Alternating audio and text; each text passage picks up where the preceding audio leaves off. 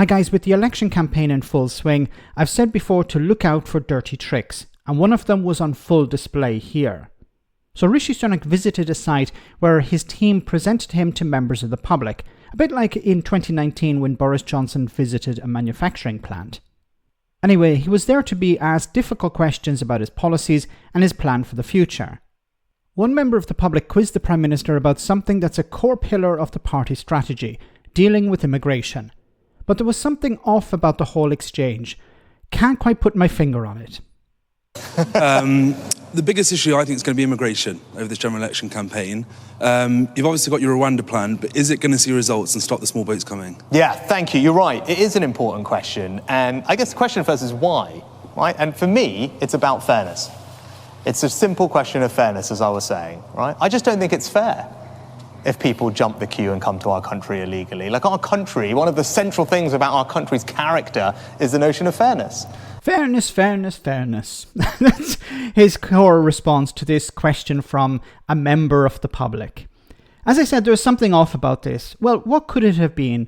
Well, the fact that this was not a member of the public, this was a Tory councillor. So this is from Byline Times. It says, Rishi Sunak takes staged election question from Conservative councillor posing as ordinary voter. Oh my goodness, guys. So it says Rishi Sunak has been accused of faking support for the Conservative Party after taking a question from a supposedly ordinary member of the public, who turns out to have been a Conservative councillor. It's just ridiculousness piled upon ridiculousness.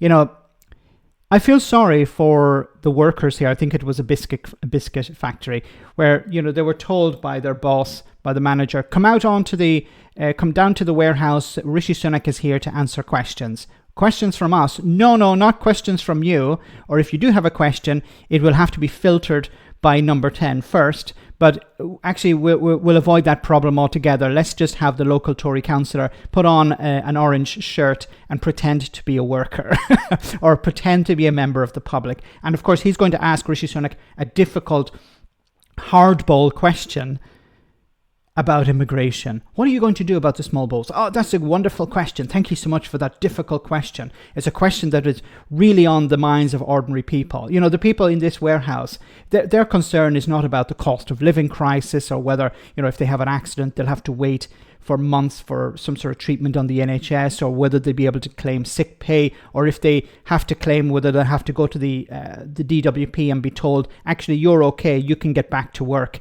These are not their concerns. No, their concerns are about stopping the boats. And don't worry, we don't need you to ask the question. We have somebody already prepared. You know, you can imagine how they were told to come down to the warehouse. They came in like, hey, wait a minute, there's our local Tory councillor. Why is he here? Maybe he's here to give support to Rishi Sunak. Oh no, wait, he's going to ask a question. It's beyond ridiculous. But these are the dirty tricks we're going to see. And we're going to see more of them. And you're going to see more examples of this. Now, will Rishi Sunak apologise for this? Will number 10 apologise for this? Probably not. Ross Hills, the local councillor, is he going to apologise for pretending to be a member of the public? Will Rishi Sunak say, oh, I didn't know he was a Tory councillor? If he says, I didn't know, then he doesn't know who his councillors are. Then that's a bit of a mistake on behalf of number 10. Did he sneak in? How could he sneak into a private factory? Like, obviously, this was all prepared. This was not a mistake. This is taking the public for mugs. Here we have Rishi Sunak dealing with ordinary members of the public. Working class people. This is the closest he gets to working class people, and they turn out to be fake working class people in some cases. Oh my goodness. Let me know in the comment section, guys, what you think about all of this. As always, your comments are greatly appreciated. Thanks a lot.